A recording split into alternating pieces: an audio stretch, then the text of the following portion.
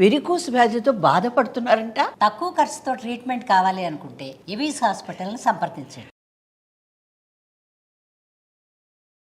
నమస్తే రమ్మగారు. నమస్తే చెయ్యి. ఏదైనా ఒక మంచి కథ చెప్పండి అండి. పూర్వం అంటే ఒక పల్లెటూరులో ఓ రంగనాథం గారిని ఒక మోతుబరి రైతు ఉండేవాడు. ఆయనకి లేక లేక ఒక సౌందర్యవతి అయిన కుమార్తె ఉందట, లక్ష్మి అమ్మాయి పేరు. ఈయన మంచి బాగా సంపాదించాడు, పిల్ల ఒక్కతే. సరే పిల్లకి 15-16 ఏళ్ళు వచ్చేసరికి చుట్టుపక్కల సంబంధాలు వస్తాయి చూడు. చుట్టుపక్కల ఊళ్ళల్లో ఉన్న భూస్వాములు, మోతుబర్లు ప్రతి వాళ్ళు మీ పిల్లని మాకివ్వు అని అడగటం మొదలుపెట్టారు. ఇతను వచ్చినప్పుడల్లా ఏమనేవాడంటే, ఏముందండి నాకున్నదేమో ఒక్కతే పిల్ల, మంచి యోగ్యుడైన వరుడికి పిల్లని ఇవ్వాలని నా కోరిక. ఇప్పుడు ఆ కుర్రాడు యోగ్యుడు కాకపోతే ఈ ఆస్తంతా చేతులు పెడితే నా ఎంతలోకి వస్తాయి, 4 ఏళ్లలో అవగొట్టేస్తారు. సొంతంగా సంపాదించుకునే తెలివి, యోగ్యుడైన వాడు, అలాంటి వాడికి పిల్లనివ్వాలని అనుకుంటున్నానని అందరితో చెప్తూ ఉండేవాడు. ఇలా గడవగా ఒకసారి ఒక 3 యువకులు, మేము చాలా యోగ్యులం, మీ పిల్లని చేసుకుని మేము మీ ఆస్తిని పెంచుతాం, మేము చాలా తెలివిగలవాళ్ళం, మంచివాళ్ళం అని అందరితోటి యోగ్యతా పత్రాలు కూడా పుచ్చుకుని, ఈ పిల్లాడు చాలా మంచివాడు, ఈ అబ్బాయి చాలా మంచివాడు అని అలాంటి సర్టిఫికెట్లు తీసుకుని 3 వచ్చారు. వస్తే సరే ఇతను 3 బాగున్నారు, 3 కాస్త చక్కటి వాళ్ళు, చూడడానికి బాగున్నారు, ఆస్తిపాస్తి ఉన్నవాళ్లే, మరి ఎంతో కొంత చదువు ఉంది, చుట్టాల పక్కాల్లో వాళ్ళ వివరాలన్నీ అందరూ సర్టిఫై చేశారు, వీళ్ళ అబ్బాయి మంచివాడు అని. మరి ఇప్పుడు మంచివాడంటే 3 మంచివాళ్ళలో ఒక మంచివాడిని తీయటం ఎలాగా, కష్టం కదా. అయితే ఈయన ఏమన్నాడు, మీ ఆస్తిపాస్తులు మీ నాన్నగారులు పరువు మర్యాదల మీద ఆధారపడకుండా నెల తిరిగేసరికి 100 రూపాయలు సంపాదించి పట్టుకురండి. ఈ రోజుల్లో అయితే 10 లక్షలు అలా చెప్పాలేమో, 1,00,000 అయినా అని చెప్పాలేమో, మరి పాతకాలం కదా, ఇప్పుడు 60లో కథ కాబట్టి 100 రూపాయలు అని చెప్పారు. 100 చాలా పెద్ద అమౌంట్ అప్పటికి. మనకి ఇప్పుడు ఏమొస్తాయి 100 రూపాయలతో? అది పరిస్థితి. కొన్ని కేజీ పళ్ళు కూడా రావమ్మా. అది పరిస్థితి. అది మన పరిస్థితి. అది 100 సులువు, చిన్న సంచిలో పెట్టే కూరలు మాత్రమే కొనగలుగుతున్నాం మనం. సరే చెప్పాడు. చెప్తే 3 అబ్బాయిలు బయలుదేరారు, తలా ఒకవైపుకి వెళ్ళారు. మొదటివాడు సారంగపాణి, ఆ అబ్బాయి పేరు. ఈ సారంగపాణి ఏం చేశాడు, వెళ్తున్నాడు ఒక ఊళ్ళల్లో నడిచి వెళ్తాడు, డబ్బు సంపాదించడం ఎలా అని ఆలోచిస్తుంటే అతనికి ఒక చెరువు గట్టుకి వాటి మీద పక్కన ఓ ఇంత కొయ్య బొమ్మ దొరికింది. ఊరికి కూర్చుంటే అక్కడ కనపడింది. ఏమిటా అని బొమ్మను తీసి చూశాడు. అదొక దేవతా విగ్రహం. మరి చెరువులో పైనుంచి కొట్టుకొచ్చిందో, ఎవరైనా సామాన్లు ఇల్లు ఖాళీ చేస్తూ అక్కడ పడేశారో తెలియదు. కానీ ఇతను ఆ బొమ్మని శుభ్రంగా చెరువులో తీసుకెళ్ళి బాగా శుభ్రం చేసి చూశాడు. కన్ను ముక్కు బాగుండి మరి అటు ఇటుగా కొంచెం నదీ దేవత విగ్రహాల్లాగా కనపడుతోంది.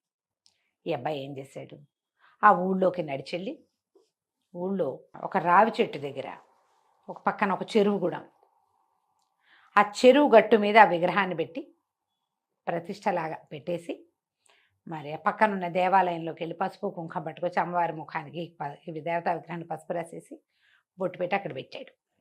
రావి చెట్టు కింద కూర్చున్నాడు. కూర్చుంటే వీళ్ళు బాబు ఎవరినైనా అని ఏదో అడిగితే, నేను మా గురువుగారితో కలిసి దేశాటం చేస్తున్నానండి, గంగామాత విగ్రహం దొరికింది నాకు, ఇదిగోండి ఈ చెరువు గట్టు మీద తెచ్చిపెట్టాను అనగానే ఒకళ్ళు చూశారు. అమ్మవారి జీచి కళకళ్ళాడిపోతుంది. చెక్క బొమ్మ, గంగామాత విగ్రహాలు చెక్కల మీద ఉండటం కద్దే కనపడతాయి. ఆ వచ్చిన వాళ్ళు అబ్బో ఎంత బాగుంది అని దండం పెట్టారు. చెరువుకు వచ్చిన వాళ్ళు ఓ బిందెడు నీళ్లు తెచ్చిపోసారు, మళ్ళీ కాస్త పసుపు రాసి బొట్టెట్టారు. మరి ఆటితో పోయేవాళ్ళు టెంకాయ కొట్టారు, ఇటు వచ్చేవాళ్ళు 4 అరటిపళ్ళు తెచ్చిపెట్టారు. వారం తిరిగేసరికి ఈవిడ తీర్థ ప్రజలాగా ఆవిడ దగ్గరికి జనం రావటం మొదలెట్టారు. చెరువు దగ్గరికి వచ్చిన ప్రతి వాళ్ళు ఓ పావలా 10 పైసలు వేయటం మొదలుపెట్టారు. మెల్లిగా అక్కడ హుండీ పెట్టారు. 10 రోజుల్లో ఈయనకి 3 శిష్యులు ఏర్పడ్డారు, ఈ సారంగపాణికి. మరి అతనికే కదా దొరికింది, ఏం పెద్ద మంచి మాటలు అవి చెప్పేవాడు కాదు, దండం పెట్టుకుని కూర్చునేవాడు రావి చెట్టు కింద. వచ్చిన వాళ్ళంతా ఏవో 10 రూపాయి, పావలా 10 పైసలు, 5 పైసలు కానీ అర్ధనా వేయటం మొదలుపెట్టారు. ఒక వారం 10 రోజులు తిరిగేసరికి ఇతను అందులోంచి కొంత డబ్బు తీసి విడిగా పెట్టడం మొదలుపెట్టాడు. గంగామాతకి గుడి కట్టాలి అని ఒక స్లోగన్ మొదలుపెట్టాడు. 3 శిష్యులు దాన్ని బలపరిచారు. 22 డేస్ అయ్యేసరికి పక్కన తీసిపెట్టిన డబ్బులు 100 దాటినాయి. వచ్చేస్తాయి అట్లాగే. అవును, ఎన్ని దేవాలయాలు చూడలా మనం. 26వ రోజుకి అక్కడ హుండీ నిండిద్ది, ఇతని దగ్గర 100 ఉంది. 26వ రోజున ఇతను ఏం చెప్పాడంటే, నేను వెళ్ళొస్తాను నాయన, గురువుగారు స్వప్నాదేశం ఇచ్చారు, నన్ను కాశీ రమ్మన్నారు, అమ్మవారికి గుడి కట్టించే బాధ్యత మీదే. రోజులు ముందుకెళ్ళాక మీలో ఎవరు తపస్సు ఎక్కువ చేస్తే వాళ్ళని గురువుగా భావించి మిగిలిన వాళ్ళిద్దరూ శిష్యరికం చేయండి, ఈ అమ్మకి ఇక్కడే గుడి కట్టండి అని చెప్పి ఆ 100 రూపాయలు పుచ్చుకుని నడిచి వెనక్కి వచ్చేసాడు. 5-6 ఊళ్ళు మారాడు. అతను ఈ ఊరు వాడని ఎవరికీ తెలీదు. పైగా జుట్టు గడ్డము పెరిగిపోయి ఉన్నాయి, ఏదో లేత రంగు బట్టలు వేసుకున్నాడు, కావిగుడ్డల్లాగా ఉన్నాయి. ఇంటికి వెళ్ళాక మంచి ప్యాంటు షర్టు వేసుకుని హెయిర్ కట్ చేసుకుంటే అతను గుర్తు కూడా పట్టి వెళ్ళిపోయాడు, డబ్బులు పుచ్చుకుని. అయిపోయింది. అక్కడి నుంచి ఇందులో రెండో వాడు సుబ్రహ్మణ్యం. ఈ సుబ్రహ్మణ్యము సంపాదించడానికి మార్గాల కోసం తిరుగుతున్నాడు. ఏమీ పని దొరకలా, ఐడియా రాలా. చిన్నపిల్లలు ఆడుకుంటుంటే వాళ్ళ దగ్గర వాళ్ళు ఏదో తింటుంటే నాకు కూడా పెట్టండి అని అట్లా ఆహారం స్వీకారం చేయటం మొదలుపెట్టాడు. 8-10 రోజులు గడిచినాయి. అతని వల్ల కాల. ఇది నా వల్ల కాదు, ఇంటికి వెళ్ళిపోదాం అనుకున్నాడు. 5-6 ఊళ్ళు దాటేశాడు. ఆ ఊరు ఈ ఊరు ఈ ఊరు నడుస్తూ ఓ ఊళ్ళో ఇతను ఇంక వెళ్ళిపోదాం ఇక వెనక్కి, ఇక నేను ముందుకు వెళ్ళను ఈ సంపాదన కోసం అని అనుకుని వెనక్కి తిరిగేసరికల్లా ఏమైంది, కొంత దూరం నడిచి వస్తుంటే చీకటి మాటన ఎవరో మనిషి పరిగెడుతూ ఇతన్ని గుద్దేశాడు. గుద్దేసేసరికల్లా కింద పడ్డాడు. ఇతను అతన్ని లేవదీసే లోపల వెనక నుంచి పెద్ద పెద్ద కేకలు వినపడ్డాయి, పట్టుకోండి పట్టుకోండి, దొంగ దొంగ. వాడు దొంగ అనేసరికల్లా ఇతను గట్టిగా పట్టాడు. అవతల వాడు 2 గుద్దులు గుద్దేశాడు ఇతన్ని. పట్టుకుంటున్న వాడిని కొట్టాడు. కొట్టేసరికల్లా ఈ సుబ్రహ్మణ్యం కొంచెం గట్టివాడే ఇతను. అతను ఆ దొంగని పెడరక్కలు విరిచి పట్టేసుకున్నాడు. మోకాలతో మోచేత్తో దొరికిన చోటల్లా కొట్టేసి పట్టేశాడు. ఆ అవతల కేకలు పెడుతున్న వాళ్ళకి పట్టుకున్నాను రండి రండి రండి అంటే వీడి దగ్గర ఒక కత్తి కూడా ఉంది. ఈ పరిగెత్తుకొస్తున్నది కత్తి దొంగ దగ్గర. సుబ్రహ్మణ్యంకి ఒక చిన్న గాయం కూడా అయింది. కానీ అతను వదిలిపెట్టల, సాహసి. పట్టుకున్నాడు. వాళ్ళు పరిగెత్తుకుంటూ వచ్చి ఈ గట్టిగా వెనక నుంచి పట్టుకున్నాడుగా, అతన్ని స్వాధీనం చేసుకున్నారు. బాబు ఎవరండి మీరు, ఏ ఊరు మీద, ఈ ఊరు వాళ్ళే లేరే అని కనుక్కున్నారు. ఏదో పై ఊరు, ఏదో పని కోసం ఈ ఊరు వచ్చానని చెప్పాడు. చెప్పేసరికి రండి జమీందార్ గారి దగ్గరికి వెళ్దాం. వీడు జమీందార్ గారింట్లో కత్తి చూపించి నగా నట్రా కొట్టేశాడు, వాడి బట్టల్లో ఉన్నాయి ఆ నగలన్నీ అని చెప్పి చెక్ చేసి నగలు ఉండటం చూసుకుని ఈ సుబ్రహ్మణ్యాన్ని కూడా మోసపోయారు జమీందార్ గారి దగ్గరికి. ఆ జమీందార్ గారు చాలా సంతోషించి, నాయన భలేవాడిపోయి నువ్వు ఈ 100 ఉంచు అని 100 రూపాయలు చేతిలో పెట్టాడు. సుబ్రహ్మణ్యం అనుకున్నాడు, ఇవాళ నక్కని దొక్కాను, అదృష్టం కలిసి వచ్చింది, అంతేగా, ఇలాగే కలిసి రావాలి మనకెప్పుడో అని ఆ 100 జేబులో పెట్టుకుని వెనక్కి తిరిగి వచ్చేసాడు. ఇక మూడోవాడు, ఇతని పేరు గురునాథం. ఈ గురునాథము ఆ ఊరు ఈ ఊరు తిరుగుతూ వెళ్ళాడు. ఎవరో వ్యవసాయ పనులు చేసుకుంటుంటే వాళ్ళకి సహాయం చేశాడు. వాళ్ళు భోజనం పెట్టారు. పై ఊరు వెళ్ళాడు. అక్కడ ఏదో గడ్డివాము కట్టేస్తుంటే ఆ గడ్డివాము పని కూడా చేశాడు. 16 రోజులు గడిస్తే ఈ 15 రోజుల్లో అతను శుభ్రంగా సుష్టుగా తిన్నాడు ప్రతిరోజు. డబ్బులు 5-6 రూపాయలు కూడా అతని దగ్గర చేరల. తిండి గడుస్తోంది కానీ డబ్బులు రావటం. ఇవి ఎట్లా వస్తాయో అతనికి తెలియలే. 15 రోజులు అయిపోయింది. అయితే ఇతను ఒక ఊరు మారుతుంటే ఒక జట్టు ఒక 6-7 మనుషులు కూర్చొని మాట్లాడుకుంటున్నారు. ఏమిటి అని కనుక్కున్నాడు.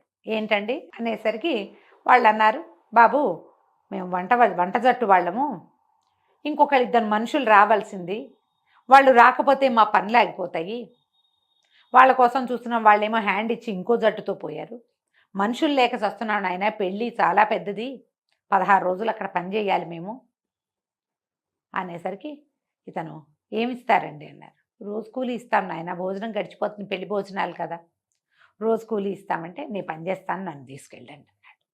తనకి వంట ఏం పెద్దగా రాదు, కానీ పై పని చేయాలి కదా. వంటశాలలో గుండిగలు దించటాలు, కూరలు కలపటాలు, కూరలు తరగటాలు, ఈ వస్తువు ఇక్కడి నుంచి అక్కడికి మోయటం,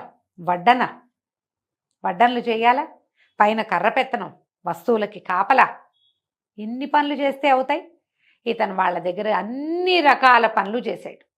ఆ కాలంలో చెరువు నుంచి నీళ్లు తెచ్చుకొని వంటకేసుకోవాలి, లేదా బావి నుంచి తోడాలి. బలశాలు అయితే కానీ ఆ పనులు కుదరవు. సుష్టుగా భోజనం చేయటం, శుభ్రంగా పని చేయటం, ఒళ్ళు దాచుకోకుండా పనిచేసి 100 రూపాయల పైన సంపాదించుకున్నాడు అతను. 16 రోజులు పెళ్ళి కదా, 16వ రోజుకి ఇతని నెల పూర్తయింది. వాళ్ళ దగ్గర 100 రూపాయల పైనే ముట్టినాయి అతనికి. పెళ్లి వాళ్ళు కూడా ఏదో బహుమానం చేశారు, 100కి పైనే వచ్చింది. ఆ డబ్బులు పుచ్చుకొని వెళ్ళాడు. సరే, 3 అబ్బాయిలు ఈ మోతుబరి గారింటికి చేరారు. చేరితే ఆయనకి ముగ్గురు 300 ఇచ్చారు. నాయనా ఈ డబ్బులు మీరు ఎట్లా సంపాదించారో చెప్పండి. 3 కథలు విన్నాడు. నిజాయితీగా చెప్పాలిగా. 3 కథలు విన్నాడు ఆయన. విని నేను గురునాథానికి మా అమ్మాయిని ఇస్తాను నాయన అని చెప్పాడు. మొదటివాడు సారంగపాణి కపటి, మోసగాడు.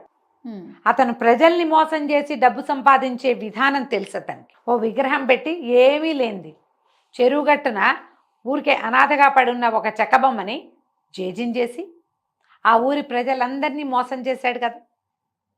వాళ్ళ దైవం అనే ఎమోషన్ మీద ఆడుకున్నాడు. వీడిని నమ్మచ్చా?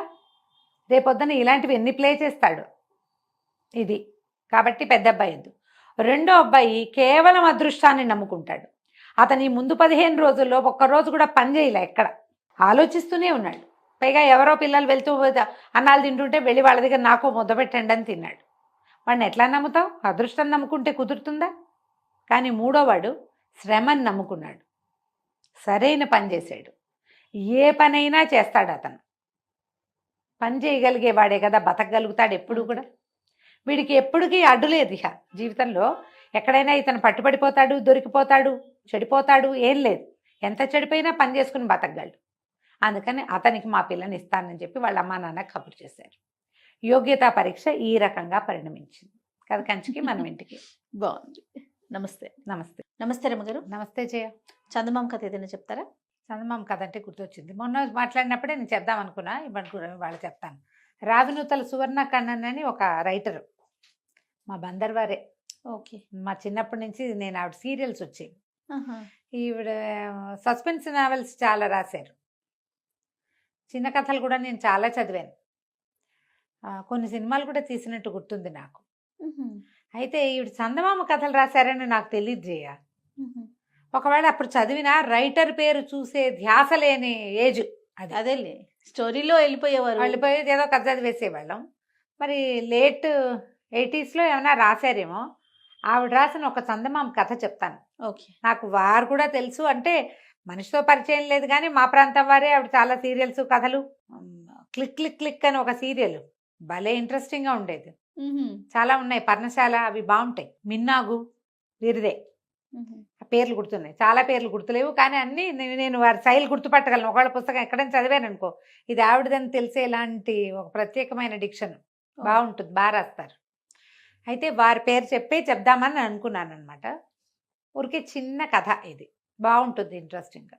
ఒక ఊళ్ళో ధర్మయ్య గారిని కొంచెం షావుకారు ఒక ఆయన ఉండేవాడు. ఆయన భార్య ఒక కూతురు ఉంది. అయితే వీళ్ళింట్లో రామచంద్రం అని ఒక కుర్రాడు పనిచేసేవాడు. ఆయన కూతురు పేరు మందాకిని. ఆ మందాకినికి రామచంద్రం అంటే ఇష్టం. వాడు మంచి పనిమంతుడు. అంటే ఇంట్లో పనులు చేయటం కాదు, పై పనులు మామూలుగా గుమస్తాల హెల్పర్స్ ఉంటారు కదా, వ్యాపారంలో సహాయం చేసేవాళ్ళు. అక్కడికి వెళ్ళి డబ్బులు పట్టి రావడం, బ్యాంకులకి వెళ్ళి రావడం, ఎవరి దగ్గరికైనా పెద్దవాళ్ళ ఇంటికి ఉత్తరాలు ఇచ్చి రావటాలు, అలాంటి పనులు చేసేవాడు. పై పనులు చేసేవాడు. అసలు అబద్ధమే చెప్పేవాడు కాదట. చాలా చక్కగా ఉండేవాడు మనిషి, మంచివాడు. ఈ పిల్ల అతని ప్రేమలో పడింది. అయితే ఆయన పిల్లకి 19 ఏడు వచ్చిందో ఏమో, ఇంకా పెళ్లి సంబంధాలు చూద్దాం అనుకుంటూ పెళ్లి మాటలు ఎత్తేసరికల్లా పిల్ల ఏమందిట, నేను రామచంద్రాన్ని పెళ్లి చేసుకుంటాను, మంచివాడు అని చెప్పింది. చెప్పేసరికి తండ్రి ఒప్పుకోలే. రామచంద్రాన్ని చేసుకోవడం ఏంటి, మన ఇంట్లో పనిచేస్తాడు, సమాన పాయాలో చేసుకోవాలి. వాడిపోయి అయితే ఈ అమ్మాయి ఏమంటుంది, నువ్వు నా నిజ చేస్తే ఈ ఆస్తంతా నాదే కాదా, మనిషి మంచివాడు, వ్యాపారాన్ని వృద్ధిలోకి తెస్తాడు, నీ తర్వాత మమ్మల్ని అమ్మ బాగా చూసుకుంటాడు అని పిల్ల గట్టిగా చెప్పింది. చెప్పినా ఆయన ఒప్పుకోలే. ఈ రామచంద్రాన్ని నానా దుర్భాషలు వాడి పంపేశాడు ఇంట్లో నుంచి. ఏం చేస్తాడు, తల దించుకుని అబ్బాయి వెళ్ళిపోయాడు. ఈ పిల్ల ఏం చెప్పినా ఇంకో పెళ్లి చేసుకోవడానికి ఒప్పుకోలే. కానీ రామచంద్రం పేరెత్తడం మానేసింది. ఇంకా అబ్బాయి ఇంట్లో నుంచి వెళ్ళిపోయాక ఇంకేం మాట్లాడలే. పెళ్లి మాత్రం నేను చేసుకోను. 2 సంవత్సరాలు గడిచినాయి. గడిచేసరికల్లా పిల్ల పెళ్లి పేరెత్తితే నాకు పెళ్ళి వద్దంటుంది. ఆయన దిగులు పడి అనారోగ్యం తెచ్చుకోవటం మొదలుపెట్టాడు. ఏదైనా దిగులుగా ఉందా అని అడగటం మొదలెట్టాడు. వైద్యుడు వచ్చి నాడు చూసేవాడు. ఈయనకి వీక్గా ఉండేది, ఒళ్ళు వెచ్చబడుతూ ఉండేది, పడుకునేవాడు, గుండెల్లో బరువు, ఆయాసం, నడవలేనితనం, ఇవన్నీ వచ్చేసరికి పక్క ఊరు నుంచి వైద్యుడిని పిలిపిస్తే ఆయన నాడు చూడంగానే ఏమైనా బరువు బాధపడుతున్నారా ఇలాంటివి కనుక్కునేవాడు. సరే ఈ భార్య ఏం చేసింది, ఆయన భార్య, ఓహో ఈ పిల్ల పెళ్లి గురించే ఈయన ఇంత దిగులు పడుతున్నాడని చాలా బతిమలాడి భామాలి భంగపడి కూతుర్ని మొత్తానికి ఎట్లా కొట్లా పెళ్లికి ఒప్పించింది. ఒప్పించేసరికల్లా సరే పక్క ఊళ్ళో ఒక ఆయన ఇంకో షావుకారు గారు ఉన్నాడు. ఈయన ధర్మయ్య, ఆయన ఇంకో గోపయ్య. సరే వాళ్ళ ఇంటికి వెళ్ళి వాళ్ళ అబ్బాయితో పెళ్లి సంబంధం కుదుర్చుకుందాం అనుకున్నారు. ఈ మధ్యలో ఉన్నవాడు ఎవడు పెళ్ళిళ్ళ పేరాయిలు ఉంటారు కదా పెద్దవాళ్ళు, ఆయన ఏం చెప్పాడు, ధర్మయ్య గారికి ఒక కొడుకున్నాడండి, చూపులకు బాగుంటాడు. అదే గోపయ్య గారికి కూడా కొడుకున్నాడు, చూపులకు బాగుంటాడు, మరి ఆస్తి చాలా ఉంది, ఒక మాట స్వయంగా వెళ్ళి విచారించుకోండి అని చెప్పారు. పెళ్లి సంబంధాలు చెప్పి మీరే విచారించుకోవాలి అంతే అనేసరికల్లా ఈయన ఏం చేశాడు, కూతుర్ని పెళ్లి సుముఖం చేశాడు. పక్క ఊళ్ళో ఉన్నటువంటి గోపయ్య గారి కొడుకు ఇస్తాను నిన్ను, పక్క ఊరే, మేము వస్తూ పోతుంటాం, నువ్వు కూడా వస్తూ పోతూ ఉండొచ్చు, ఎక్కువ దూరం ఇవ్వను, మా అమ్మ మా తల్లి ఒప్పుకో అంటే సరే చూసిరమ్మంది కూతురు. ఈయన పోయి ఆ గోపయ్య గారింటికి వెళ్ళాడు, పక్కనున్న చోడవరానికి వెళ్ళాడు. వెళ్ళేసరికల్లా ఆ గోపయ్య ఇంట్లోకి వెళ్ళేసరికి గోపయ్య గారింట్లో నుంచి రామచంద్రం బయటకు వచ్చాడు. బయటకు వచ్చేసరికల్లా అతను చూసి ఆశ్చర్యపడి 2 ఏళ్ల నుంచి ఆయన వెతికించాడు కూడా రామచంద్రం కోసం, కూతురు ఏడుస్తోందని. రామచంద్రం ఎక్కడన్నాడో దొరకలా ఆయనకి. ఇప్పుడు 2 ఊళ్ళ అవతల ఉన్న ఆ చోడవరంలో కనిపించాడు. ఒక క్షణం గుండెలు అటక్కమంది కానీ ఈయనేం మాట్లాడలా. అబ్బాయి అడిగాడు, అమ్మగారు బాగున్నారండి, మందాకిని కులసాగా ఉందా, ఆ పొలం బాగా పండిందా, ఈ ధాన్యం బాగా వచ్చిందా, కుక్కలు పిల్లులు ఎలకలు వాళ్ళ ఇంట్లో ఉన్న వాటి అన్నిటి గురించి, వ్యాపారంలో పనిచేసే వాళ్ళు ఈయనకు ఉన్నారు కదా ఇంట్లో, ఇంకా గుమస్తాలు వాళ్ళు వీళ్ళు ఉంటారు, అందరు మంచి చెడు కనుక్కున్నాడు. ఏంటంటే చిక్కిపోయారు, మీకు ఒంట్లో బాగోలేదా, ఇలా కనుక్కున్నాడు. కుశలం కనుక్కున్నాక గోపయ్య గారు బయటకు వచ్చాడు. ఇద్దరు కలిసి మాట్లాడుకున్నారు, మీకెంత ఉంది మాకెంత ఉంది అన్నీ చెప్పుకున్నాక ఈయన పెళ్లి కొడుకు కోసం చూస్తున్నాడు. మరి పిల్లాడిని చూడాలి కదా.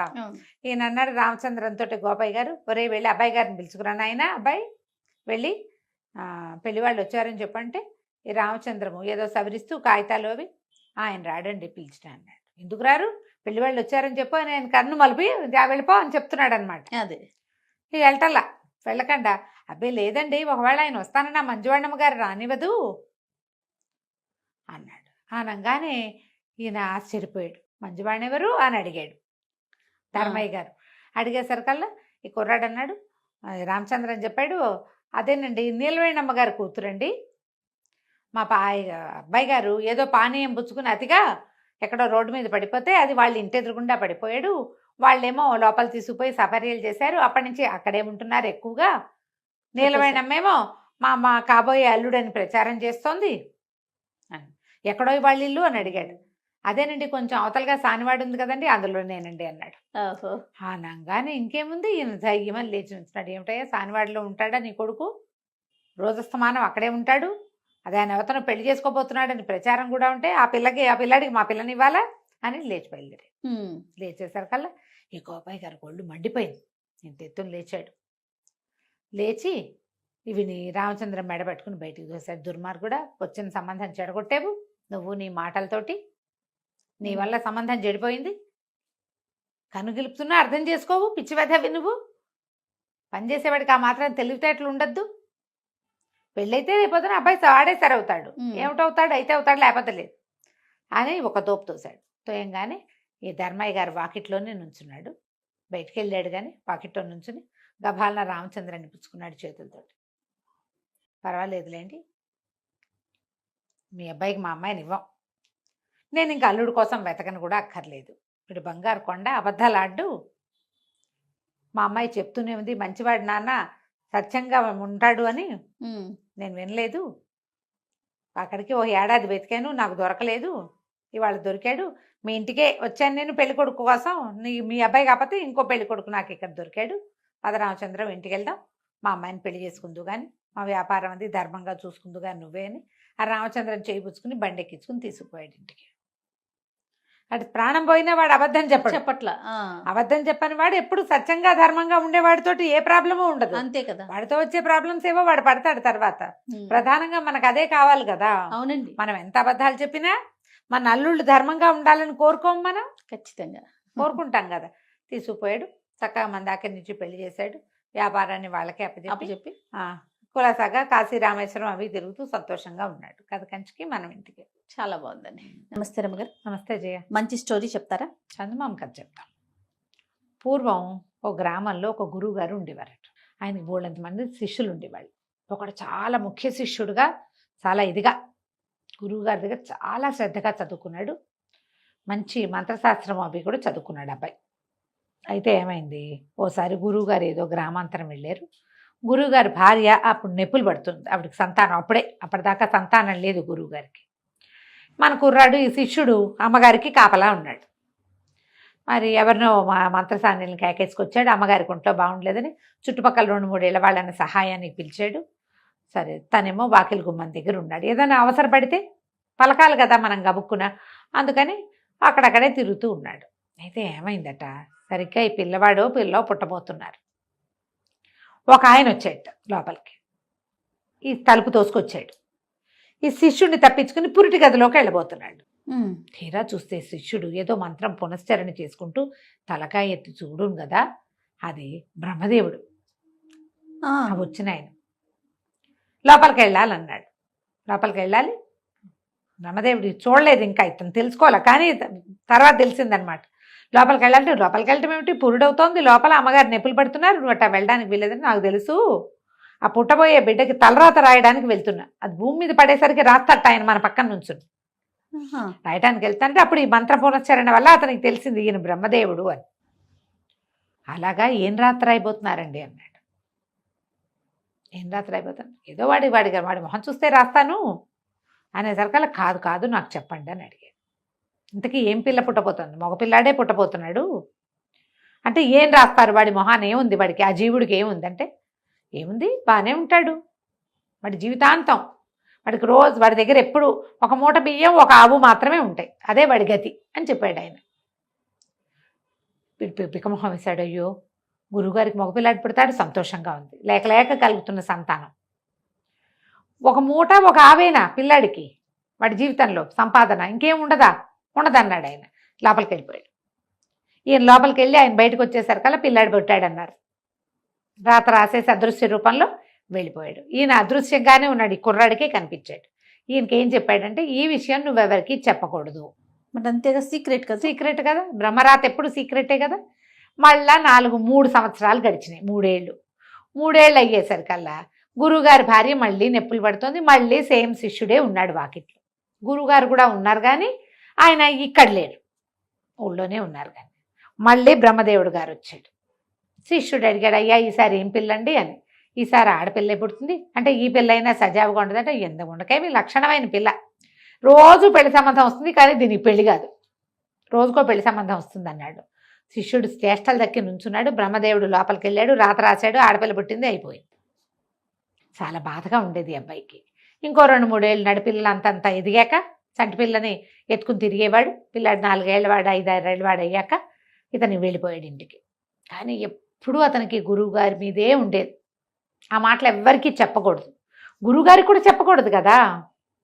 ఉన్నాడు. కొంతకాలానికి ఇతను పెద్దవాడయ్యాడు, వివాహం అయింది, పిల్లలు పుట్టారు. పిల్లల వివాహాలు చేసే సమయానికి ఇతనికి అనిపించింది, ఆడపిల్లకి పెళ్లి చేసేసరికి, అమ్మో గురువుగారు అమ్మాయికి పెళ్ళయిందో లేదో, ఆ పిల్లాడు ఎట్టా ఉన్నాడో అని గురువుగారు ఆనుపాను తీశాడు. కనుక్కుంటే గురువుగారు పరంపదించారు, అమ్మగారు కూడా వెళ్ళిపోయారు. పిల్లాడికి పెళ్ళయింది, పిల్లకి ఇంకా పెళ్లి కాలేదు, ఉన్నారు అని తెలుసు. తేలేసరికల్లా సరే ఇతను ఏం చేశాడు, సంసారం అంతా మేనల్లుడికి వాళ్ళకి అప్పచెప్పాడు. మేనల్లుడికి కూతుర్నిచ్చి, ఇల్లు వాకిలి చూసుకోరా, నేను మా గురువుగారిని చూసొస్తాను, ఇంత చదువుకున్నాం, ఇంత సంపాదించుకున్నాం, ఇదంతా గురువుగారి వల్లేను, వాళ్ళని చూసొస్తానని బోల్డంత ప్రయాణం చేసి, అప్పట్లో పక్క ఊళ్ళు వెనక ఊళ్ళు కాదు కదా, ప్రయాణం చేసి గురువుగారింటికి చేరాడు. అయితే వాకిట్లో చక్కగా కామధేను వల్లే ఉంది ఒక ఆవు దూడ. లోపలికి వెళ్తే ఇల్లేమో అయ్యవార్ల నట్టిల్లే ఉంది, ఓ బియ్య బస్తా మాత్రం ఉంది వాళ్ళ దగ్గర. అక్కడి నుంచి పిల్ల చక్కగా ఉంది, చూడ చక్కటి పిల్ల, బంగారు బొమ్మల్లే ఉంది. గురువమ్మగారు కూడా బాగుండేది, ఆవిడ పోలికే వచ్చి పిల్ల చిలకల్లే ఉంది. రోజు ఒక పెళ్లి సంబంధం వస్తే ఎప్పటికీ పెళ్ళి అవ్వదు. పిల్లాడికి పెళ్ళయింది, ఆ వదిన గారు ప్రతిరోజు పెళ్లి సంబంధం వస్తుంది, ఈ పిల్లకి పెళ్ళెప్పుడు కుదురుతో, దీని పేడెప్పుడు విరగడవుతుందని వదిన గారు తెగ తిట్టిపోసి రాల్చిపోస్తుంది ఆ పిల్లని, తిట్టిపోసి. వీడికి ఏం సంపాదించినా వీళ్ళకి ఆవు ఉంటుంది, మూట ఉంటుంది, ఇంక ఎంతకంటే రూపాయి రాదు. ఆయన ఏం చెప్పాడో అదే జరుగుతుంది. అమ్మ బ్రహ్మరాత భలే గట్టిగా రాసావు తాత నువ్వు అని అనుకుని పలకరించి, అబ్బాయి గుర్తుపట్టేవిట్రా అంటే, నేను ఫలానా నీ చిన్నప్పుడు ఇక్కడ ఉండేవాడిని అంటే, నువ్వు తెలియపోవడం ఏమిటి అన్నయ్య, రా అని పిల్లాడు ఆసక్తిగా కుర్రాడు ఈయన్ని పిలిచాడు. ఉండు మా ఇంట్లో అని, నీకు పెద్దగా ఏమి పెట్టలేవు, నా బతికిద్దాగే ఉందంటే, ఏం పర్వాలేదు నాయన, మజ్జిగ ఉంది, అన్నం పచ్చడి వేసుకుని మజ్జిగ అన్నం తిన్నాడు. ఉన్నాక ఏం చేసినా ఇంతకంటే రావటం లేదు నాకు అని చెప్పాడు. బియ్యం దీకుండా ఉంటాయి, బియ్యానికి బాధ లేదు. ఆ ధరలో ఏదో దొరుకుతుంది, కూరనారో దొరుకుతుంది అంతే. బియ్యం మూట అంటే అన్నానికి లోటు లేదు వాళ్ళ దగ్గర. అక్కడి నుంచి తను ఏమన్నాడు, పాప ఒక మంచి ఆలోచన చెప్తారా, నేను చెప్పినట్టు చేస్తావా అన్నాడు. నువ్వు చెప్పినట్టు చేస్తానన్నయ్యా చెప్పమన్నాడు. మరి రేపొద్దున మన దగ్గర ఉన్న బియ్యం అన్నీ సంతర్పణ చేసి ఊళ్ళందరికీ భోజనాలు పెట్టేసి ఇంకేముంది తర్వాత బియ్యము అన్నాడు, అవే వస్తాయి. ఆవు ఉంది కదా, ఆవును అమ్మేసి ఇంట్లోకి బట్టలు కొనుక్కొచ్చేసి ఈ ఆవుని బియ్య బస్తాన్ని ఉండనివ్వద్దు. మనకి ఎట్టా వస్తుంది, నీవు చెప్తున్నావు కదా నీకెప్పుడు ఆవు ఉంటుంది బియ్యం ఉంటాయని. ఆవు బియ్యం ఖర్చు పెట్టేస్తే వస్తాయో రావో చూద్దాం, అంతగా రాకపోతే నేను కొని పెడతా. బాగా ఆలోచించుకున్నాడు ఇతను. వద్దన్నాడు, అమ్మో నేను చేయలేను, నా ధైర్యం చాలటలేదే, పెళ్ళాన్ని తిట్టిపోస్తుంది అన్నాడు.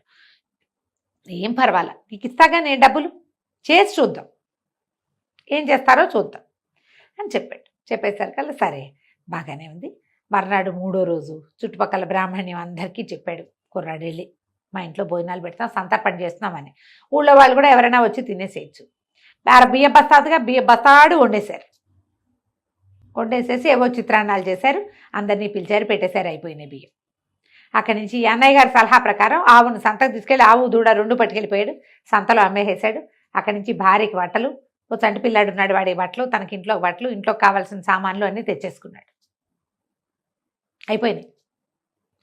తెల్లవారేసరికి జమీందారు గారు తల్లిపోయింది. తల్లిపోయి 10 రోజులైంది. ఎవరో వచ్చి వస్తామన్న వాళ్ళు దానాలు పెట్టడానికి ఎవరూ రాలేదు. బాబు మీరు రండి అని తీసుకెళ్ళారు. తీసుకెళ్ళి ఓ బస్తా బియ్యము, ఒక ఆవు దూడ దానం. సాయంత్రం అయ్యేసరికి ఆవు దూడ బస్తా బియ్యము వచ్చేసాయి ఇంటికి. సరే 2వ రోజు మళ్ళీ 2 రోజులు 3 రోజులు అవ్వగానే మళ్ళీ ఆవును అమ్మేద్దాం పట్టన్నాడు అన్నయ్య. ఇలా బాగా ఆలోచించాడు, ఆవును అమ్మేశాడు. అమ్మేసేసి ఇంకేవో సామాన్లు తెచ్చేసాడు ఇంట్లోకి. అక్కడి నుంచి బియ్య బస్తా బస్తా బస్తా పోసేసి మళ్ళీ సంతర్పణ అన్నాడు. బియ్యము ఇంట్లో సామాన్లన్నీ అయిపోతుండగా మళ్ళీ ఖబర్ వచ్చింది, వాళ్ళు ఎవరో పోయారు, గోదానం. గోదానం, మళ్ళా బియ్యం బస్తా. ఇదే కంటిన్యూ కొన్నాళ్ళు ఇట్ అయింది. తర్వాత అయినా సరే వీళ్ళు బియ్యం ఖర్చు పెట్టేస్తారు, బియ్యం కూడా అమ్మేసేస్తారు, ఆవుని అమ్మేసేస్తారు, డబ్బులు చేసేసుకుంటున్నారు. ఏవో ఒకటి కొనేస్తారు, బంగారాలు టింగారాలు కొనేస్తారు. బియ్య బస్తా ఉండాలి, ఆవు ఉండాలి. వాడి శాస్త్రం, వాడి మొహాన్ని రాసున్నది ఏమిటి, బియ్య బస్తా ఆవు. బాగుంది. ఇట్లా గడుస్తుండగా ఒకరు ఏమైంది, తర్వాత ఎవరు మరణించలే, ఊళ్ళో ఎక్కడా మరణాలు లేవు. కానీ సడన్గా వీళ్ళ బాకెట్లో ఓ బియ్య బస్తా పెట్టుంది, ఒక ఆవు కట్టేసింది. 4 రోజులు చూసి వీళ్ళు బస్తా వాడేశారు, ఆవును వాడేశారు. మళ్ళీ 5వ రోజున మళ్ళీ ఒక ఆవు వచ్చింది, ఓ బియ్య బస్తా వచ్చింది. ఈ కథ బాగుంది. అక్కడి నుంచి ఈయన ఏం చేశాడు, ఆ పెళ్లి కావాల్సిన పిల్లని దగ్గర కూర్చోబెట్టుకుని, అమ్మాయి నా మాట వినమ్మా, ఇంకేం వింటానన్నయ్యా, నాకు పెళ్ళి అవ్వదు, ఇట్లాగే ఉంది నా పరిస్థితి అంటే. అట్లా కాదు, ఈసారి పెళ్లి సంబంధం వస్తుందా, వచ్చిన పెళ్లి సంబంధం వాళ్ళు నాకు కంటే కాసులు పేరు వడ్డాను ఓ పట్టు చీర తెస్తేనే చూస్తాను, కనిపిస్తాను, లేకపోతే నేను కనిపించను, పెళ్లి చూపులు కూర్చొని నేను అనేసరికి సరే మామూలుగా వచ్చిన వాళ్ళే నన్ను పెళ్లి చేసుకోవట్లేదు, ఇవన్నీ సరుకులు తెమ్మంటే ఎవరు రారేమోనన్నయ్య, అయినా సరే చూద్దామన్నాడు. రేపొద్దునే ఒక పెళ్లి వాళ్ళు వచ్చారు. పెళ్లి వాళ్ళు వచ్చి పిల్లని చూస్తామన్నారు. రోజు పెళ్లి చూపులే ఆ పిల్లకి. అమ్మాయి నేను చచ్చిన పెళ్లి చూపులు కూర్చోను, కంటే కాసుల పేరు వడ్డాణము, మరి ఓ పట్టు చీర తెచ్చిస్తేనే పెళ్లి చూపులు కూర్చుంటాంది. పెళ్లి వాళ్ళు తెల్లబోయారు, ఇది ఎక్కడ గోల్, పెళ్లి చూపులకే వెళ్ళిపోయారు. కానీ సాయంత్రానికి ఒక పెద్ద మనిషి వచ్చాడు. ఆయన ఒక కంటే కాసుల పేరు వడ్డాను పట్టు చీర తెచ్చి. ఊహించగలమా ఇలా జరుగుతాయని? అస్సలు. కంటే కాసుల పేరు లోపల పెట్టుకుంది వదిన గారు. పిల్ల చక్కగా పట్టు చీర ధరించి ఆ పెద్ద మనిషికి వచ్చి కనిపించింది. రోజు ఆయనే వస్తున్నాడు. కంటే కాసుల పేరు వడ్డానో పట్టు చీర పట్టుకురావాలి, పిల్లని చూసి వెళ్ళాలి. వదిన గారు ప్రతిరోజు వచ్చే వస్తువులను చూసుకుని, మరి బంగారం అంతంత అమరుతుంటే ఎవరు కాదంటారు, కొత్త కొత్త బంగారు వస్తువులు రోజు వస్తువులు లోపల పెట్టుకుని రోజు తెస్తున్నాడు అతను. 9 రోజులు వచ్చాడు. 10వ రోజు ఈయన, అయ్యా నేను వచ్చిన పని అయిపోయింది, నీ సంసారం బాగుంది, ఆవుని బస్తాని మాత్రం ఉండేవద్దు నువ్వు, ఏ రోజు ఆ రోజు లేదా 2-3 రోజులు సమయం చూసుకుని చేసేసి అదే డబ్బు అయిపోతుంది, మళ్ళీ అవి నీకు వస్తాయి, ఏం పర్వాలా, సరేనా అని చెప్పి, అమ్మాయి ఇదే కంటిన్యూ చేయి, నువ్వు పెళ్ళవకపోతే అదే పోతుంది, హాయిగా ఉంటావు కనీసం నువ్వు అని చెప్పేసి చెల్లెలకి చెప్పేసి బయలుదేరాడు. ఈయన బయలుదేరింది ఏం టైము, పొద్దున్నే వాళ్ళు ఒక పడవ దాటాలి. ఆయన అది తెల్లవారి 5:30-6 గంటలకల్లా పడవ తీస్తారు. అక్కడికి వెళ్ళాలంటే ఈయన 2 గంటలకు బయలుదేరాలి, బ్రాహ్మీ ముహూర్తంలో బయలుదేరాలి. నేను సంధ్య వార్చుకుని వెళ్తానమ్మా అని కోడలికి తమ్ముడికి వీళ్ళకి చెప్పేసేసి రాత్రి వాకిట్లో పడుకున్నవాడు గావంచా సర్దుకుని తన సంచి సర్దుకుని నడిచి రావటం మొదలెట్టాడు. ఏరు దాటుతున్నాడు, కొంచెం చిన్న ఏరు దాటి అవతల పడవ దగ్గరికి వెళ్ళాలి. తెల్లవారుజాం ఒక ఆయన ఒక ఆవు ఓ సంచి పుచ్చుకుని నడిచి వస్తున్నాడు. ఆయన అక్కడ దాటి ఇక్కడికి రావాలి. వస్తుంటే బాగా పరకాయించి చూశాడు, మంత్రం పునశ్చరణ చేసుకుంటూ. ఈయన చూసేసరికి బ్రహ్మదేవుడే. బాగున్నారా స్వామి అని అడిగాడు. ఏం బాగుంటాను రా నాయన, నన్ను ఇరికిచ్చావు కదా నువ్వు అన్నాడు బ్రహ్మదేవుడు. 10 రోజుల నుంచి బ్రహ్మదేవుడు వస్తున్నాడు రోజు వీళ్ళింటికి. ఆవు బస్తా ఇవ్వాల్సింది, ఈ అబ్బాయికి వడ్డాణం ఇవ్వాలి. రోజు పెళ్లి చూపులు దాని మొహం మీద రాశాడు. మరి పెళ్లి చూపులకి ఇవి ఇస్తే గానీ కూర్చోనంటే అవి ఇచ్చి కూర్చోవాలి ఎవరో ఒకరు. అందుకని ఆయనే వస్తున్నాడు. అనేసరికల్లా ఇతను అన్నాడు, మన శిష్యుడు, మరి ఎందుకండి వాళ్ళ రాత మార్చచ్చు కదా అన్నాడు. రాయటమే కానీ మార్చటం మన వల్ల కాదురా నాయన, నా కర్మకి ఇది వచ్చింది, కొంచెం మాడిఫై చేస్తా, 2 అక్షరాలు సవరించి సరి చేస్తానులే, నువ్వు వెళ్ళిరా అన్నాడు. తెల్లవారి ఇంకో పెళ్లి సంబంధం వచ్చి పిల్లకి పెళ్ళైపోయింది. అబ్బాయికి ఎక్కడి నుంచో ఆస్తి స్వాస్తి కలిసి వచ్చినాయి. ఈ మూట ఆవు నుంచి పైకి వెళ్ళిపోయాడు. 10 ఎకరాల పొలం కూడా వచ్చింది. వాళ్ళు హాయిగా ఉన్నారు. బ్రహ్మదేవుడు తన కర్మానికి వీళ్ళకి పంచాడు. రోజు ఏ చావు రాకపోతే ఆయనే ఆవు బియ్య బస్తా తెచ్చిపెట్టాలి. తెచ్చాడు అట్లా 3 సార్లు. వీళ్ళకేమో 9 రోజుల పాటు 9 వడ్డాణాలు, 9 గంటలు, 9 కాసుల పేర్లు పట్టుకొచ్చి ఇచ్చాడు. అది కంచకి మనం ఇంటికి. బాగుంది రమ్మగారు, తమాషా కథ. మన మొహాన రాసుంటే చచ్చినట్టు మన చేతిలోకి వస్తుంది చేయాలి. మనది అయితే ఎవరో ఒక కారణం అవుతారు దానికి, ఎవరో ఒక కారణం. అది మనకి రాతలో లేకపోతే మనం ఎంత ప్రయత్నించినా చివరి దాకా వచ్చైనా విరిగిపోతుంది అది. అంతే. నిజం రమ్మగారు. నమస్తే. నమస్తే. Welcome to our channel. ఈ రోజు నాతో పాటు రమ్మగారు ఉన్నారు. నమస్తే రమ్మగారు. నమస్తే జయ. రమ్మగారు, చందమామ కథలను పిల్లలు భలే ఇంట్రెస్ట్ చూపిస్తున్నారండి. కింద మనకి కామెంట్స్ కూడా చాలా బాగున్నాయి. ఇంకా ఇలాంటివి ఎక్కువ చెప్పించండి, ఎక్కువ మాట్లాడండి రమ్మగారితో అనేసి అడుగుతున్నారు. సో మరి ఈరోజు ఒక చందమామ కథ, కొంచెం పెద్ద కథ చెప్తా. ఓకే. ఒక కుంతల దేశం, ఎంతసేపు కుంతల దేశం పేరుస్తుంటుంది. ఆ పేరు అంటే విదర్భ దేశం చెప్దాం ఈసారి. పేరు మార్చుకోవచ్చు, మన ఇష్టం కదా. విదర్భ రాజకుమారుడు చంద్రసేనుడు. అయితే అతనికి ఏంటంటే ఏదో ఊహాసుందరిని పెళ్లి చేసుకోవాలని, అందమైన అమ్మాయిని పెళ్లి చేసుకోవాలని ఉండేదట, కోరిక ఉండేది. అయితే ఏమైంది, ఎంతమందిని చూపించినా నచ్చేది కాదు, నచ్చేవాడు కాదు, అతనికి నచ్చేది కాదు. ఏమైనా నచ్చలేదు, అమ్మాయినా నచ్చలేదు, అలా అనేవాడు, వంకలు పెట్టేవాడు. అయితే కొంతకాలం తర్వాత వాళ్ళ నాన్న ఏం చేశాడంటే రకరకాల దేశాల నుంచి బోళ్ళంతమంది అందగత్తెల పటాలని అన్నీ తెప్పించి ఒక చుట్టింట్లో, అంటే గుండ్రంగా ఉండే ఇంట్లో అంటిపించాడు. అంటిపించి అతను పుట్టినరోజు నాడు సాయంకాలం, అబ్బాయి చుట్టింట్లో నీకు ఆసక్తికరమైన విషయం ఉంది, పైకి వెళ్ళి చూసి నీకేం కావాలో చెప్పమన్నాడు. అయితే అన్ని పటాలు వెళ్ళాడు ఈ అబ్బాయి. పైకి వెళ్తే బోళ్ళంతమంది అందగత్తెల అమ్మాయిలు, రాజకుమార్తె ఫలానా రాజకుమార్తె, ఫలానా రాజకుమార్తె అని రాసింది. అందరినీ చూస్తుంటే ఒక ఫోటోకి, ఒక చిత్రపటానికి కర్టెన్ వేస్తుంది, ముసుగేసేసారు. మామూలుగా మన వ్యక్తులకు ఎలా ఉంటుందంటే ఓపెన్గా ఉండే విషయం కంటే మూసుండే విషయం మీద మహా ఆసక్తిగా ఉంటుంది. ఈ కుర్రాడు ఏం చేశాడు, ఈ చుట్టుపక్కల ఉన్న అమ్మాయిలందరూ బాగున్నారు, వీళ్ళతో సరిపెట్టుకోకుండా ఈ మూసున్న దాంట్లో ఏముందో చూద్దామని ఆ కర్టెన్ లాగాడు. అక్కడ ఉన్న అమ్మాయిని చూసరికి ఆయన భలే నచ్చింది, ఎంత బాగుందో, భలే అందంగా ఉంది. ఉండేసరికల్లా ఏం చేశాడు, ఆ పటం తీసుకొచ్చి, నాన్నగారు ఈ అమ్మాయి నాకు నచ్చిందండి అంటే ఆయన తెల్లబోయాడు. ఇదేమిట్రా, దీనికి ముసుగేసాం కదా, ముసుగేసిన పటం ఎందుకు చూసావు నువ్వు, ముసుగేస్తే ఇది వద్దని అర్థం. ఓహో, ఇది వద్దని అర్థం కదా, అందుకని ముసుగేసాం, మిగిలినవన్నీ ఓపెన్గా పెట్టాం. ఆ పటాల్లో ఏదో ఒకటి చూసి నేర్చుకోవాలి, ఈ అమ్మాయి నచ్చుకున్నావేమిటి నువ్వు, ఇది వద్దన్నాడు. అనేసరికల్లా ఈ అబ్బాయి ఏమన్నాడు, మీరు అక్కడ 30 పటాలు పెట్టారు, నాకు ఇది నచ్చింది, ఈ అమ్మాయే నచ్చింది, ఎందుకు చేసుకోవద్దంటారు, మరి ఈ పటం ఎందుకు తెప్పించావు అని పోట్లాడాడు.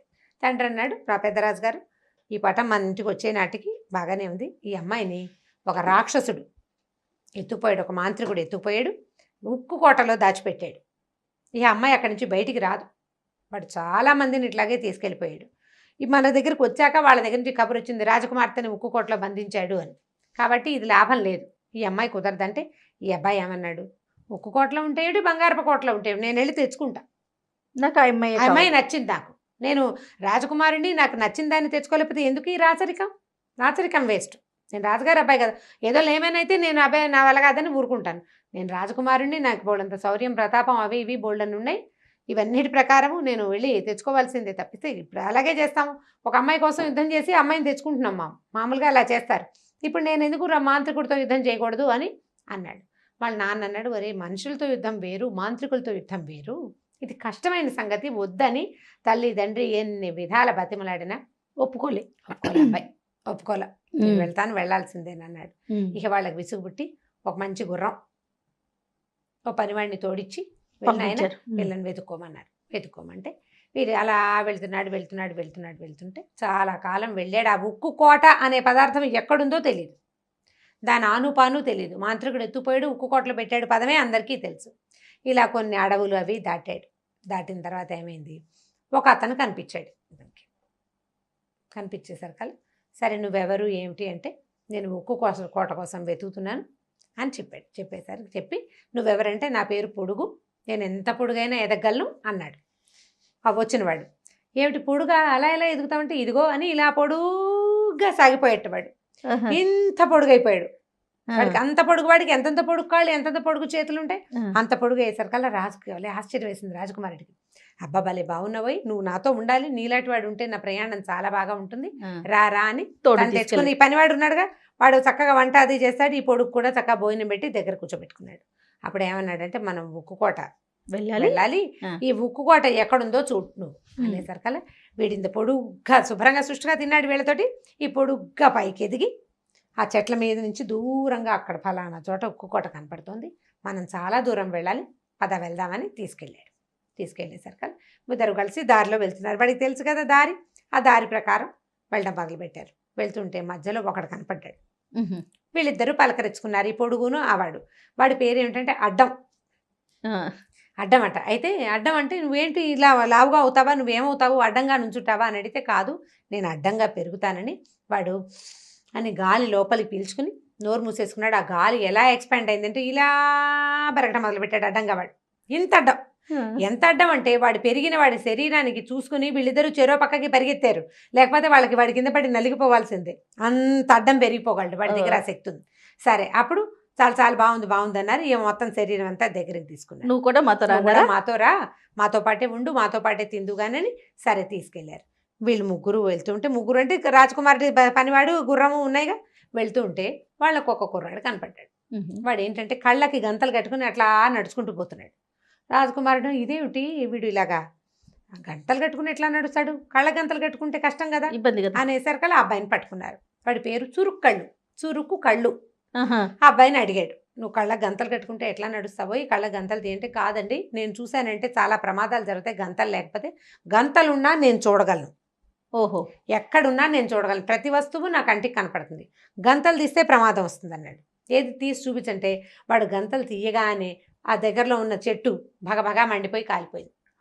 వాడు వెంటనే గుడ్డ కట్టేసుకున్నాడు, ఇలా అవుతుంది అందుకని నేను కళ్ళ గుడ్డ తీయను, కానీ నాకు ప్రతిదీ కనపడుతుంది అనేసరికల్లా అప్పుడు ఇతను ఏమన్నాడు, మాకు దారి తెలుసు, కాకపోతే ఏదో అలానే వీడి పొడుగు చూశాడు కదా, తెన్ను తెలీదు ఏ రకంగా వెళ్ళి ఏం చేయాలో, కాబట్టి నువ్వు ఏదైనా చెప్పమంటే వీడు ఏం చేశాడంటే, ఈ కళ్ళగా తన దృష్టిని బాగా కేంద్రీకరించి, రాజకుమార్తె ఉక్కు కోటలో ఉందని, ఫలానా చోట ఉందని చెప్పాడు. చెప్పేసరికల్లా ఈ పొడుగు ఏం చేశాడు, తన శరీరాన్ని అమాంతం పెంచి ఈ రాజకుమారిని, పనివాడిని, ఈ చురుక్కళ్ళవాడిని, అడ్డాన్ని నలుగుని ఇలా పట్టుకుని సందిటి పట్టు గబగబా ఉక్కు కోట వైపుకి నడిచేశాడు. ఇంత పొడుగాటి వాడు పెద్ద పెద్ద అంగలు వేసుకుంటూ వెళ్తాడు కదా, అక్కడికి వెళ్ళారు. వెళ్ళేసరికల్లా ఏమైంది, బయట బోల్డ్ అన్ని రాతి గుర్రాలు, రాతి మనుషులు, అసలు ఎంతమంది ఉన్నారో అట, అన్ని రాతివే. అక్కడి నుంచి ఇటు ఏం చెప్పాడంటే, ఈ ఉక్కు కోటలో నలుగురు కోసం వంట చేస్తున్నారు, మన నలుగురు కోసమే వాళ్ళు వండుతున్నారు, మనం వస్తామని వాళ్ళకి తెలుసు అని చెప్పాడు. వీళ్ళు వెళ్ళారు ఆ ఉక్కు కోటలోకి. వెళ్తే వంట అవుతోంది, ఎవరో వంట చేస్తున్నారు, చక్కగా కూర్చున్నారు, నలుగురు భోజనాలు చేశారు. పనివాడిని గుర్రాన్ని వదిలిపెట్టేసి వీళ్ళు వెళ్ళిపోయారు. నలుగురు భోజనం, రాజకుమారుడు, పొడుగు, అడ్డం, చురుక్కళ్ళవాడు, రాజకుమారుడు నలుగురు కలిసి భోజనం చేశారు. ఓ గదిలో కూర్చున్నారు. కూర్చుంటే ఒక ముస్సలి గూనివాడు, వంగిపోయి ఉన్న ఒకవాడు వచ్చాడట. గూని అతను వచ్చి నడుముకి ఉక్కు అంటే ఐరన్ లాంటిది, కొంచెం నల్లగా ఉంటుంది, 3 కట్లు ఉన్నాయట వాడి నడుముకి, 3 కట్లు ఉన్నాయి. అతను ఏం చేశాడంటే, వస్తూ తనతో ఒక అమ్మాయిని చేత్తో పుచ్చుకొచ్చాడు. వచ్చేసరికల్లా ఈ రాజకుమారుడు గుర్తుపెట్టేశాడు, ఈ అమ్మాయి నేను ప్రేమించింది అని ఆ అమ్మాయిని దగ్గరికి వెళ్ళి మాట్లాడబోయాడు. ఆ అమ్మాయి అలా చూస్తూ నుంచింది, అది మెలకుగా లేదు, నడిచొస్తోంది, స్పృహలో లేదు. అప్పుడు ఇతను ఏం చెప్పాడంటే, ఈ గూనివాడు, ఇదిగో నీకు కావాల్సిన రాజకుమార్తె, దీనికోసమే నువ్వు ఇంత దూరం వచ్చావు. తెల్లవారే వరకు ఈ అమ్మాయిని ఎక్కడికి వెళ్ళనివ్వకుండా కాపలా కాయాలి. గది దాటి వెళ్ళిపోయిందో నువ్వు రాయి అయిపోతావు. గదిలో నుంచి బయటికి పోకూడదు, దీనికి బయటికి వెళ్ళనివ్వకుండా కాపలా కాయమన్నాడు. సరే అమ్మాయి నువ్వు ఒక కుర్చీలో కూర్చోబెట్టారు. ఈ అబ్బాయిలు నలుగురు భోజనం చేశారు కదా, మెలకుగానే కూర్చున్నారు. ఈ పొడుగు ఏం చేశాడు, ఓ చోట ఒక గదిలో పక్కన నిలబడి చుట్టూతా ఏమున్నాయో పరిశీలిస్తున్నాడు. ఈ అడ్డం తన శరీరాన్ని పెంచి గదిలో నుంచి బయటికి వెళ్ళే అన్ని మార్గాల్ని మూసేశాడు. శరీరంతో మూసేశారు. చురుక్కళ్ళ వాడు అట్లా నిద్రపోకుండా నుంచున్నారు. కాసేపు అయ్యాక మెల్లిగా నలుగురికి నిద్ర వచ్చేసింది. తెల్లవారబోతుండగా మెలకు వచ్చి చూసుకున్నారు, ఏది రాజకుమార్తె లేదు. వీళ్ళకేమో నిద్ర వచ్చేసింది. అయ్యో అమ్మో సూర్యోదయం అయిపోతుందని ఈ రాజకుమార్తె ఎక్కడుందని వెతికితే ఈ పొడుగు తన శరీరాన్ని పెంచి దూరంగా చూస్తున్నాడు కానీ వాడికి కనపడదు. చురుక్కళ్ళ వాడి దృష్టిని కేంద్రీకరించగానే వాడికి ఏం కనపడిందంటే ఇక్కడికి 100 ఆమడల దూరంలో ఉన్న ఒక మర్రి చెట్టు మీద మర్రి కాయలో రాజకుమార్తెని బంధించి ఉంచారు. కాయలో ఉంది. అయ్యో ఆయన సరికల్లా వీడు ఏం చేశాడు, ఈ పొడుగు వెంటనే ఇంత పొడుగ్గా పరిగెత్తి పగాబగబా అంగలేసుకుంటూ ఈ 100 ఆమడల దూరాన్ని దాటేసి పరిగెత్తుకుంటూ వెళ్ళి ఆ మర్రి కాయని తీసుకొచ్చేసాడు. ఆ కాయని తెచ్చి ఇట్లా గదిలో పడేయంగానే అమ్మాయిగా మారిపోయింది అది. ఈ ముసలివాడు వచ్చాడు తెల్లవారంగానే, రాజకుమార్తె ఇక్కడే ఉంది. వాడు ఎలా చేశారు అన్నాడు కానీ వాడి నడువుకి 3 ఉక్కుతోటి కట్లు కట్టినాయి. ఓ కట్టు విడిపోయిందిట, 2 కట్లు ఉన్నాయి. వాడు గొణుక్కుంటూ ఈ అమ్మాయిని చేత్తో పుచ్చుకు తీసుకెళ్ళిపోయాడు. ఇక్కడే ఉండండి అన్నాడు. పగలల్లా వీళ్ళు అటు ఇటు తిరిగి చూశారు, కోటంతా చూశారు. వజ్రాలు వైడూర్యాలు ఆభరణాలు ఎన్ని ఉన్నాయో, ఎంత సంపదో. కానీ అన్ని చోట్ల గుర్రాలు ఏనుగులు లేవు. గుర్రాలు, ఎడ్లబళ్ళు, గుర్రబళ్ళు, మనుషులవి మట్టి బొమ్మలు, రాతి బొమ్మలే ఉన్నాయి. అంతా కూడా రాతితోటే, ఏం లేవు అక్కడ. అన్ని పెట్టెల నిండా బంగారాలు, వజ్రాలు, వైడూర్యాలు అలా బోల్డ్ అని ఉన్నాయన్నమాట. సరే 2వ రోజు సాయంకాలం మళ్ళీ వీళ్ళు రాత్రి అన్నాలు తినేశారు. ఆ గూనివాడు రాజకుమార్తెని తెచ్చాడు. ఇంకో 2 రోజులు నువ్వు కాపాడాలి ఇవ్వండి అని చెప్పి ఆ అమ్మాయిని అక్కడ వదిలిపెట్టి వెళ్ళాడు. అమ్మాయి ఏమీ స్పృహ లేదు, అడిగినా మాట్లాడినా ఏమీ లేదు. సరే వీళ్ళు ఏం చేశారు, మళ్ళీ నిన్నట్లాగానే బాగా కేర్ఫుల్గా ఉన్నారు. అయినా సరే వీళ్ళకి నిద్ర వచ్చింది. తెల్లారేసరిగా లేదు అమ్మాయి. అమ్మాయి లేదు. లేకపోయేసరికల్లా అప్పుడు మళ్ళీ చురుక్కళ్ళ వాడిని ప్రేరేపించారు, ఎక్కడుందో చూడరా నాయన. మరి చూడాలి కదా ఎవరో ఒకడు. ఈసారి ఈ అమ్మాయి ఎక్కడుందంటే అక్కడెక్కడో ఇంకా దూరంలో ఒక చిలక గుడ్డులో ఉంది. ఓహో. మళ్ళీ ఈ పొడుగువాడు పరిగెత్తుకుంటూ వెళ్ళి ఆ గుడ్డును తీసుకొచ్చాడు. గుడ్డును తీసుకొచ్చి ఆ గుడ్డును కాస్త గదిలో పెట్టంగానే మళ్ళీ అమ్మాయిగా మారిపోయింది. పొద్దున్న గూనివాడు వచ్చాడు, 2 తిట్లు తిట్టాడు వీళ్ళని. ఈ నడువుకి 3 కట్లలో 1 కట్టు నిన్న ఊడిపోయిందా, 2వ కట్టు ఇవాళ ఊడిపోయింది, ఇంకొక కట్టుకు మిగిలింది. వాడు సణుక్కుంటూ విసుక్కుంటూ వీళ్ళు ఎలా చేస్తున్నారో నాకు అర్థం కావట్లేదని ఆ అమ్మాయి చేయి పుసుకుని బరాబరా లాక్కుంటూ రాజకుమార్తెని తీసుకుపోయాడు. 3వ రోజు రాత్రి ఏం చేశారు, అన్నాలు తిన్నారు. ఈ రాజకుమార్తె వచ్చి నుంచునుంది వీళ్ళ దగ్గర. ఒక మంచం మీద పడుకోబెట్టారు. అమ్మాయిని మెలకుగానే చూస్తూనే ఉంది. వీళ్ళు చూస్తూ చూస్తూ చూస్తూ నిద్రపోయారు. సూర్యోదయానికి కొద్దిసేపు ముందే వీళ్ళకి మెలకు వచ్చింది. చూసుకున్నారు, అమ్మాయి లేదు, మాయమైపోయింది. ఇప్పుడు ఈసారి చూస్తే ఎలా కనపడిందంటే వాళ్ళకి ఒక సరోవరంలో నిండా నీళ్లు ఉన్నాయి. ఆ సరోవరంలో అడుగున ఒక ముత్యపు చెప్ప ఉంది. ఆ చిప్పలో ఒక ఉంగరం ఉంది. ఉంగరంలో ఉంది రాజకుమారి, ఉంగరంలో ఉన్న ముత్యంలో. ఓహో. ఇప్పుడు ఏం చేశారు వీళ్ళు కాస్త, అంటే మరి అక్కడ సరోవరం లోపల ఎక్కడుందో కనపడుతోంది. సరే వీళ్ళిద్దరు పొడుగు అడ్డం ఇద్దరు పరిగెత్తారు. ఈసారి అడ్డం ఏం చేశాడంటే శరీరాన్ని పెంచి సరోవరంలో ఉన్న నీళ్ళన్నీ తాగేసేట, మొత్తం నీళ్లు తాగేయంగానే సరోవరం ఖాళీ అయిపోయింది. వీడు గబగబా ఆ ముత్యాన్ని లోపల ఉన్న ఉంగరాన్ని తీసాడు. ఉంగరాన్ని తీసేసరికి ఈ లోపల ఏమైంది, మెల్లిగా సూర్యుడు వచ్చేసాడు.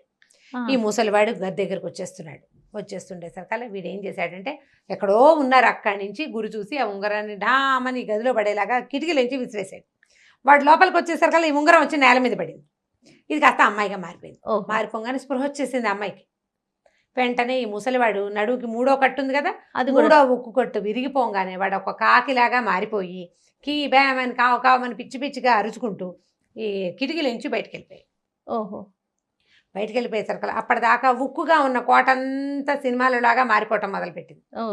అక్కడి నుంచి ఈ అమ్మాయి అడిగింది, మీరు ఎవరు, ఏమిటి, నన్ను ఇక్కడి నుంచి కాపాడారు, వీడు రాక్షసుడు నన్ను ఎత్తుకొచ్చేసాడు. ఇప్పుడు ఆ మాంత్రికుడు ఏడంటే మాంత్రికుడు కాకి అయిపోయాడు కదా. అక్కడి నుంచి చురుక్కళ్ళవాడు పొడుగు అడ్డం కూడా వచ్చేసారు ఇక్కడికి. వచ్చిన తర్వాత వీళ్ళు చూసుకున్నారు, ఆ మొత్తం కోట నిండా ఉన్న అన్ని రాతి మనుషులు, అన్ని మట్టి మనుషులు, మట్టి విగ్రహాలు మనుషులుగా గుర్రబళ్ళుగా మారిపోయారు. వాళ్ళంతా ఇక్కడికి వచ్చి ఈ రకంగా ఉండిపోయారు. అక్కడి నుంచి పెట్టెల నిండా వజ్రాలు వైడూర్యాలు ఉన్నాయి కదా, ఒక్కో పెట్టెలోంచి 10 20 అమ్మాయిలు చొప్పున బయటకు వచ్చారు. ఓహో, మణులుగా చేసి వాటిని దాచిపెట్టాడు. దాచిపెట్టాడు.